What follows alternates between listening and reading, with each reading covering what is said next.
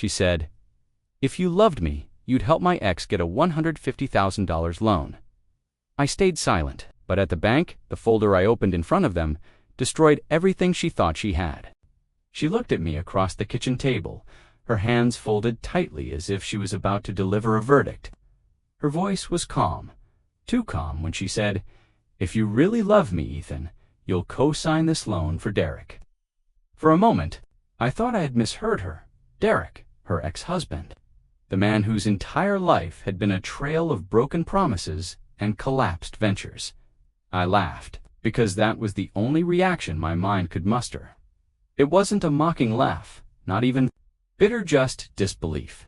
The kind of laugh you give when someone tells you the sky is green, or when a stranger tries to sell you the Brooklyn Bridge. But Samantha didn't laugh. Her face stayed firm, her eyes locked on mine with the same seriousness people carry into a courtroom. She wasn't joking. In her world, this wasn't about risk or logic. It was about compassion, about helping someone start over. And when I asked her why Derek's survival was suddenly my responsibility, she leaned forward and whispered the line that cut deeper than she realized. "If you can't support what matters to me, maybe we don't have a future." That was the moment I understood. This wasn't about Derek's dream of running a food truck. This was about the blueprint of my own life, the foundation of everything I thought Samantha and I were building together.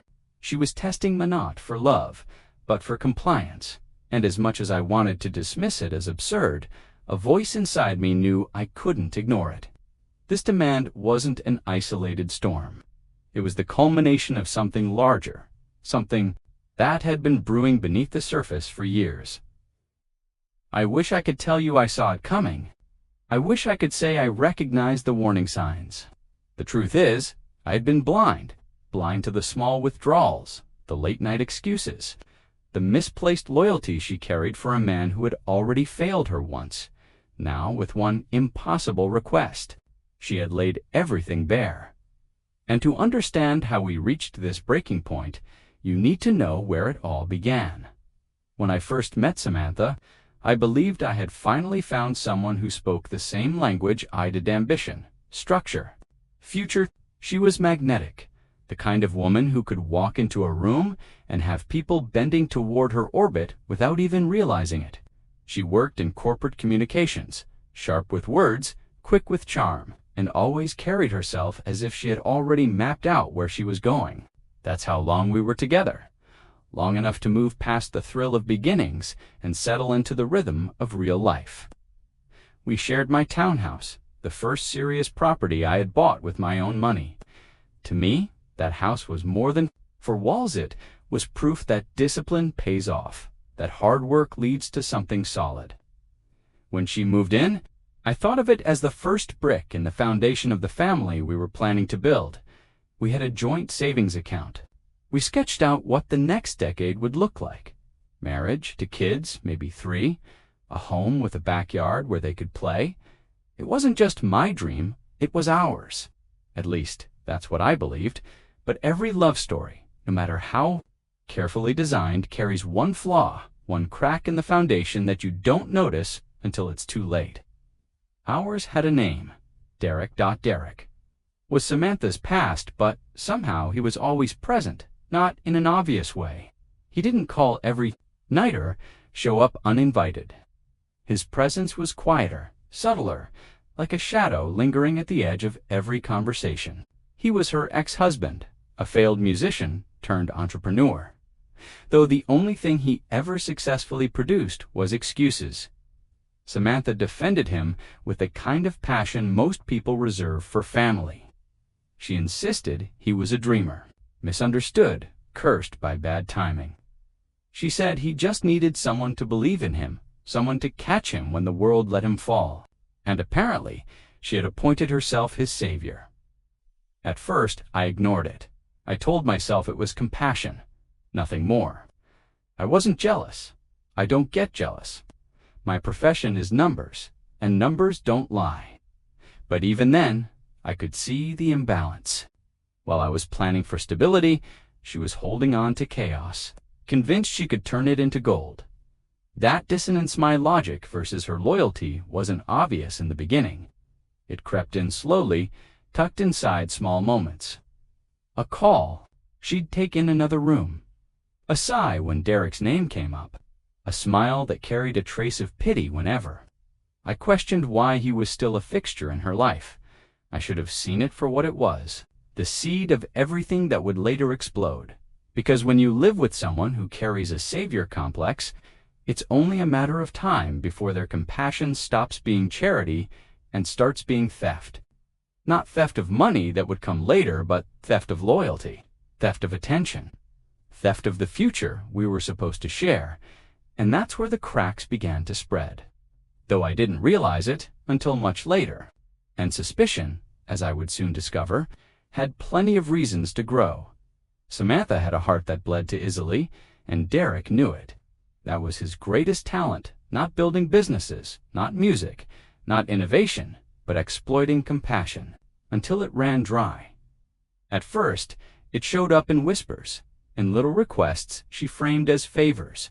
She'd ask me to cover her half of the groceries just this week, because she had lent some money to a friend who was in trouble. Realized that friend always had a name.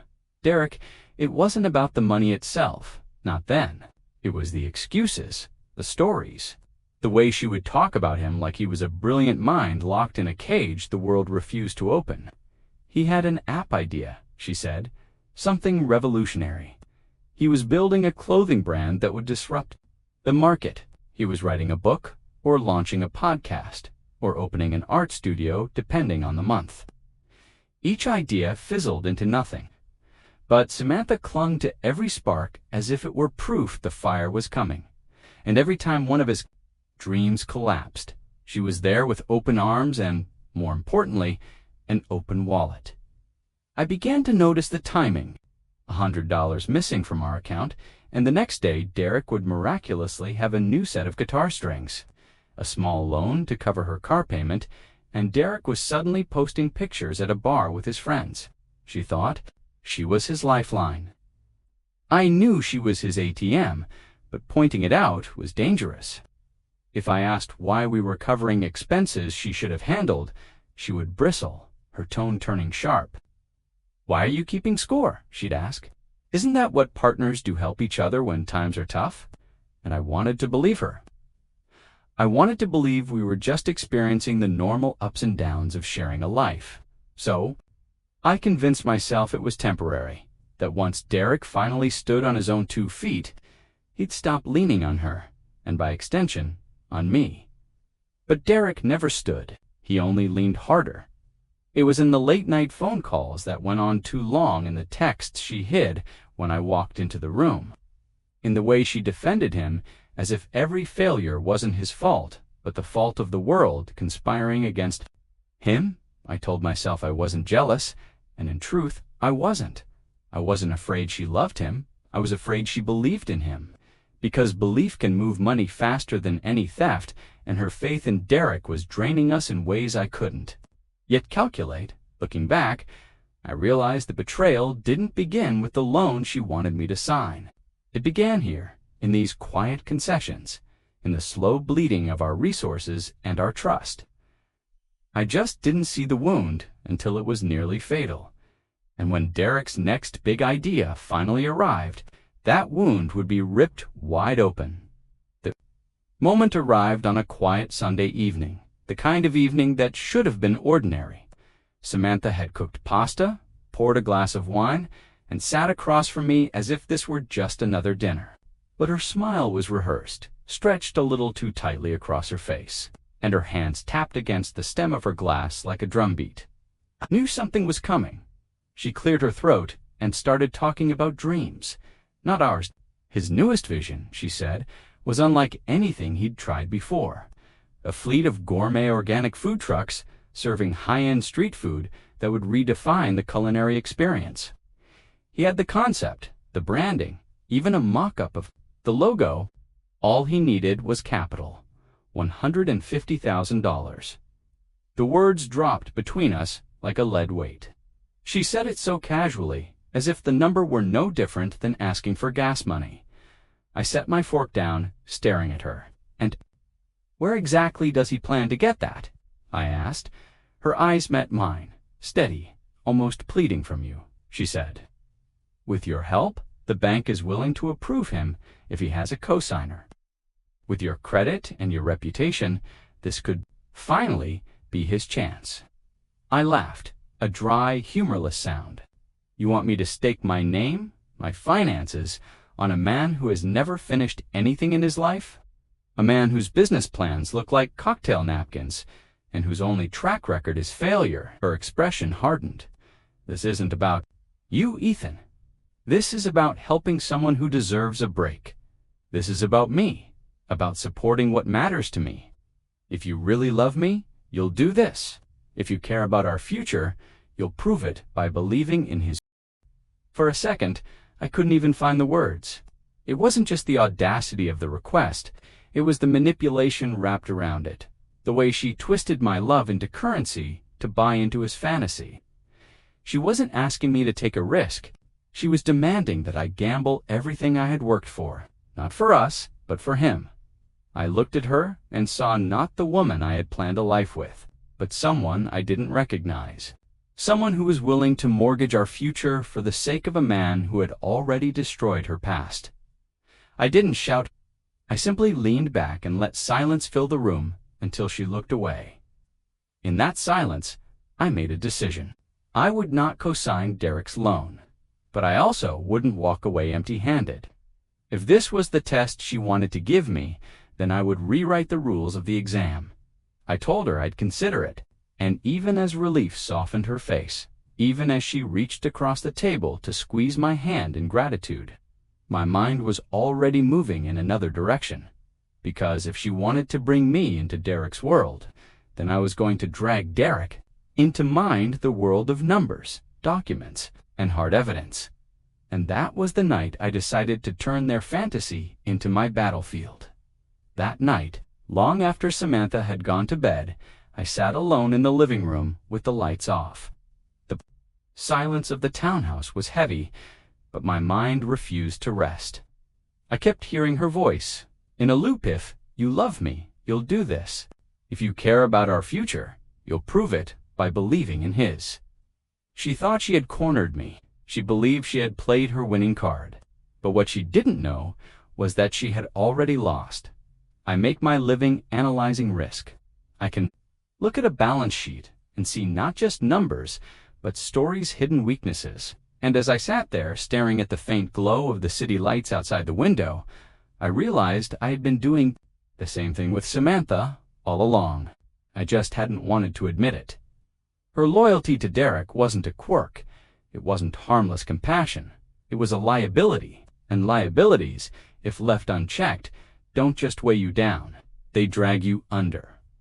For years, I had been playing defense, tolerating her small requests, convincing myself it was normal that love meant compromise. But compromise is one thing, and this demand, this absurd push for me to underwrite Derek's latest delusion, was the breaking point. That's when something inside me shifted. I stopped thinking like her partner, and I started thinking like her creditor. I wasn't going to yell. I wasn't going to beg her to see reason. The only way to win against a bad investment is to cut your losses and restructure. So I told her I'd consider it. I said we should go to the bank together, sit down with my loan officer, and review Derek's plan the way real investors would. I kept my voice calm, my expression neutral, like I was finally giving her what she wanted. She smiled then, relieved, even triumphant. She thought the hardest part was over, but what she didn't see, what neither she nor Derek could possibly imagine, was that I wasn't agreeing to a loan meeting. I was laying the groundwork for a trial where the evidence was already stacked, where the verdict had already been decided, and where they were both about to face the consequences of every quiet betrayal they thought had gone unnoticed. I went to bed that night not as a man defeated, but as a man with a plan. And when the morning came, I began preparing the case. The next morning, I opened my laptop and began digging. Not into Derek. I already knew enough about his failures to fill a filing cabinet, but into us. Checking, savings, credit cards, Venmo transfers. It was all there, buried in the fine print, waiting for me to connect the dots. At first, the numbers seemed harmless small withdrawals here, a few unexplained charges there. But when I began lining them up against old texts, I saw the pattern. $120 for groceries. On the same day, she sent Derek a message about covering his rent. $250 withdrawn in cash the night before his car mysteriously broke down. $1,000 wired from our joint account, labeled as urgent, followed by Derek posting a photo of himself with a brand new guitar. Peace, the picture formed. And by the time I finished, the total was undeniable. Nearly $30,000 siphoned out of my accounts, funneled through Samantha, and delivered into the black hole of Derek's life. I remember sitting back in my chair, staring at the final sum highlighted in red. My stomach clenched, not because of the money itself, I could earn it back, but because of what it represented. Every dollar wasn't just a financial hit. It was trust, loyalty, and respect, bleeding out, dollar by dollar, until the future I thought we were saving for had been gutted without my consent. I didn't rage. I didn't slam the laptop shut. I was a creditor, and Samantha was already deep in debt. I spent the next week building what I came to think of as my case file, a spreadsheet, immaculate in its precision, documenting every transaction, every lie disguised as a favor, every withdrawal tied to Derek's endless string of failures. Then I called my lawyer. I had him draft 2 documents. The first was a formal loan agreement, turning that $30,000 into a legally binding debt Samantha owed me, with interest enforceable in court. The second was a dissolution of cohabitation, spelling out in plain terms that our shared life was over and that she would leave my home within a set period by the end of that week. I had everything neatly packaged in a thick folder, the evidence, the agreements, and the legal weight to back them. I didn't feel like a boyfriend anymore. I felt like a prosecutor preparing for trial. Had no idea they were about to walk straight into the courtroom. I had built for them. All that was left was the stage, and that stage would be the bank. Morning of the meeting felt like walking into a play where everyone had rehearsed their roles, except the ending wasn't what they imagined. Samantha arrived glowing, almost smug, dressed sharper than usual, as if success was already written into her day. Derek strutted beside her in a cheap suit that still carried the creases from the store hanger. His hair slicked back, his grin wide and oily.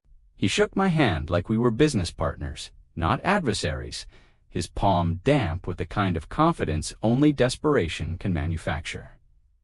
"Ethan, my man," he said, "I really appreciate you stepping up. You won't regret this," I offered. Him a polite nod, nothing more.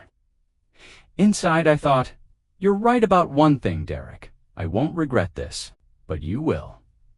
We walked into the bank together, a mismatched trio, and were ushered into a glass-walled conference room that felt more like a courtroom than they realized.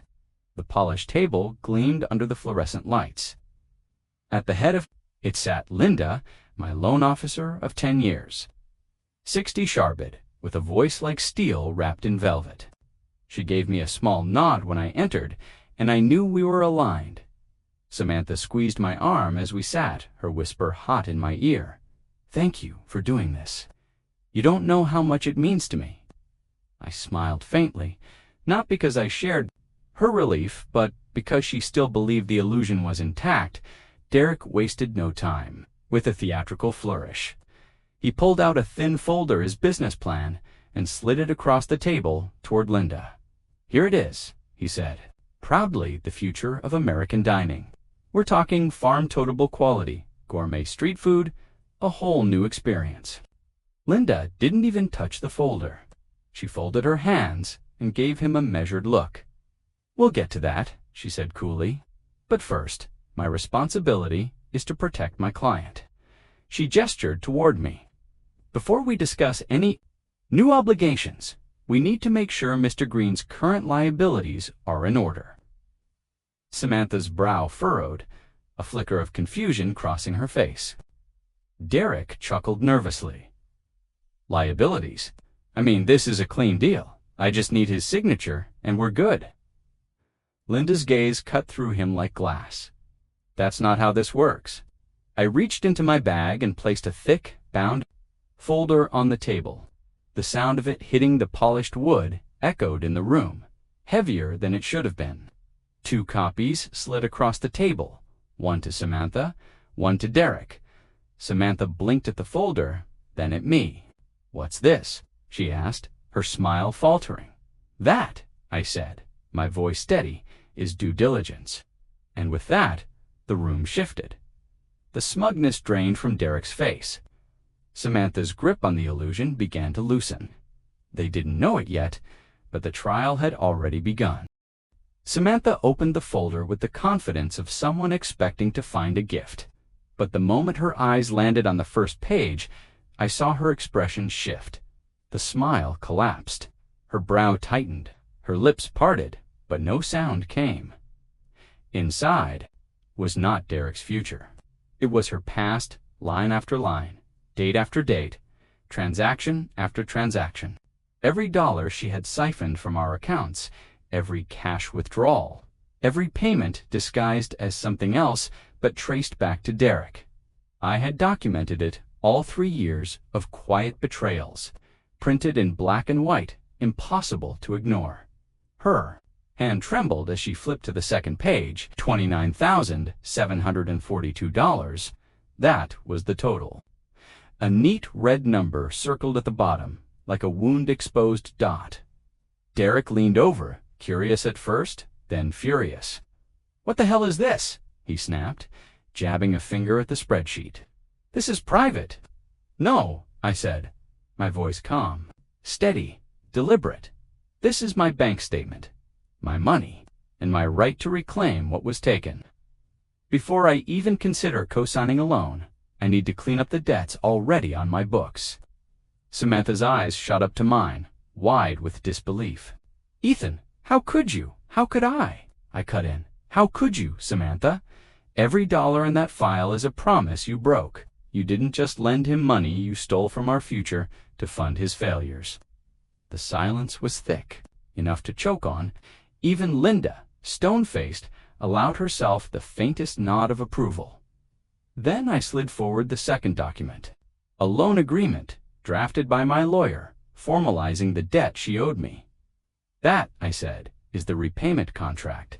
$30,000, with interest due in full if this partnership ends." Samantha's face went pale. Her fingers hovered over the page, unwilling to touch it, as though it might burn her skin. "And this," I continued, placing the final document on the table, "is the dissolution of our cohabitation. It details the end of our relationship, the timeline, for you to vacate my home, and the division of what little we actually share. Carol," I glanced at Linda, "is a notary, so these documents can be finalized here and now." Derek's face flushed crimson. He turned on Samantha, his voice rising with panic and rage. "You told me he was on board? You said this was handled?" She shook her head rapidly, tears brimming in her eyes. I didn't know." "Ethan, please, we can talk about this." "No," I said, leaning back in my chair. "There's nothing left to talk about. You wanted me to prove my commitment? Well, here it is. I'm committed to cutting my losses." Derek slammed his fist against the table, the sound reverberating through the glass walls. "You can't do this." Linda's voice sliced through the room, cold and precise. "Actually, he can. These documents are legal, binding, and enforceable. The only choice you have now is whether to sign them quietly or fight in court. And I assure you, Miss Colcourt will not go in your favor." For the first time since I had met him, Derek looked truly powerless, and my Samantha sat, frozen, her dreams crumbling in her hands, her future dissolving in front of her eyes. The trap had closed, and the silence that followed wasn't relief. It was the death rattle of everything we had once pretended to build.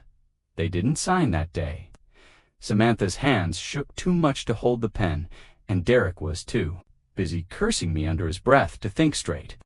They stormed out of the bank, Samantha in tears, Derek muttering about betrayal and sabotage as if the world owed him another miracle. I stayed behind. Linda closed the folder, her expression unreadable. But there was a flicker of something in her eyes' approval. "You did the right thing," she said quietly. I only nodded. The right thing doesn't always feel good. The days that followed were chaos, wrapped in silence. Samantha refused to speak to me, moving through the townhouse like a ghost, her eyes red from crying. Derek vanished into whatever hole he crawled out from, though his angry texts to her never stopped buzzing on her phone. Then came the letter. My lawyer had sent her a formal notice: sign the agreements or face civil court. For 2 days, she ignored it. On the third, reality set in. She knew the evidence was irrefutable. She knew the public humiliation of a courtroom would break her more than the quiet shame of a signature. A week later, a courier delivered the signed and notarized documents to my office. $30,000. My debt turned into hers. My home, once ours, now legally mine again. It was over. The move-out was messy. Samantha packed her things in silence, her mother waiting outside in a car with the engine running. She didn't look at me as she carried out the boxers. Maybe she couldn't. Maybe she knew that every glance was a reminder of what she had thrown away. As for Derek, his downfall was faster. The moment he realized Samantha was no longer a lifeline but a liability, his affection evaporated. He her within days, leaving her with nothing but debt and regret. His dream of a food truck empire died the same way all his ventures did, in empty talk and unpaid bills. I should have felt triumphant, and in a way, I did. I had cut my losses, cleaned the slate, protected my future. But late at night, when the house was quiet again, there was an ache I couldn't ignore. I hadn't just ended a toxic relationship. I had ended the version of myself that believed in her, the man who once thought she was worth every sacrifice. Still, I reminded myself, every payment she made would be proof of the truth. The court had ordered small installments, $50 here, $100 there. And with each check that arrived, I didn't just see money, I saw the cost of betrayal, the invoice for every lie she told. It wasn't revenge, it was balance, and balance for someone like me is everything. But as much as I tried to close the book, the story wasn't finished, because Samantha wasn't gone. Not completely. And months later, she would reach out again desperate, pleading and clinging, to a hope that no longer existed. Months passed, and the dust settled. The townhouse was quiet again, almost too quiet. No more late-night arguments muffled behind closed doors. No more unexplained withdrawals. No more shadows of another man haunting the edges of my life. On paper, I had one. The debt was in her name now, legally binding. Each installment check arrived like clockwork, pitiful in size but heavy with meaning. $50, $75, sometimes $100. Small pieces of paper carrying the weight of broken trust. I didn't need the money. It was never about that. What mattered was the reminder. Every envelope was proof that I hadn't imagined the betrayal. It had happened, and she was paying for it, literally, one small cut at a time. But winning didn't feel like victory. At night, when the house echoed with its own emptiness, I would remember the version of Samantha I once loved, the woman who had laughed with me, planned with me, made me believe we were building something real. Losing her wasn't the tragedy. Discovering who she truly was, that was the part that stayed with me. I told myself it was over, that I had closed the book, and for a while I believed it. Until one evening, when I came home from work and found a voicemail waiting, her voice shaky, desperate, threaded with regret. "Ethan, please, I need to talk to you. I made a mistake. Derek's gone. I see it now. I know I hurt you, but I've changed. Please, just call me back. Give me one more chance." I sat there, phone in my hand, listening to the silence after her words. For a brief second, I felt the old ache, the part of me that had once loved her. But then I remembered the folder, the numbers, the cold facts that never lie.